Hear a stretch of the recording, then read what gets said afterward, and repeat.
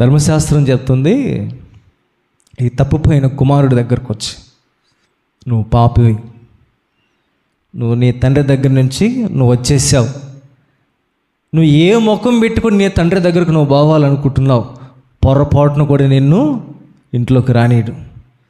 నీ ఆస్తి నువ్వు తీసేసుకున్నావు కదా, నిన్ను గెంటేస్తాడు బయటికి. నీకు ఎలాంటి హక్కు లేదు నీ ఇంట్లో. నీ భాగం ఏదైతే ఉందో నువ్వు దాన్ని ఖర్చు పెట్టేసుకున్నావు. ఆ ఆస్తి ఇంకా మీ అన్నదే. ఇక నీ తండ్రి నిన్ను క్షమించడు. నీ జీవితం అయిపోయిందని ఏమని చెప్తుంది? ధర్మశాస్త్రం చెప్తుంది. కానీ కృప ఏం చెప్తుందో తెలుసా? నువ్వు ఇంకను నీ తండ్రికి నీవు కుమారుడివే. నీవింకను ఆ ఇంటిలో ఒక అర్హుడివే. ఇంకను నీ కుటుంబము నీ కోసము ఉన్నది. ఇంకను ఆయన నీ తండ్రి కాబట్టి నిన్ను తండ్రిగా ఉన్నాడు.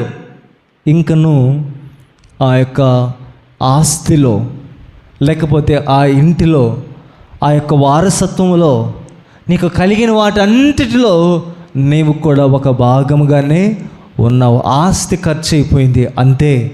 కుటుంబం దగ్గర నుంచి కొంతకాలం దూరంగా ఉన్నావు అంతే. కుటుంబం దగ్గర నుంచి కొంతకాలం వేరయ్యావు అంతే. అంత మాత్రానికి నువ్వు నీ తండ్రికి నువ్వు కుమారుడుగా ఉండవు అని ఎవరు చెప్పటం లేదు. నువ్వు ఎప్పటికైనా నీవు తండ్రి కుమారుడివేనని కృప చెప్తుంది.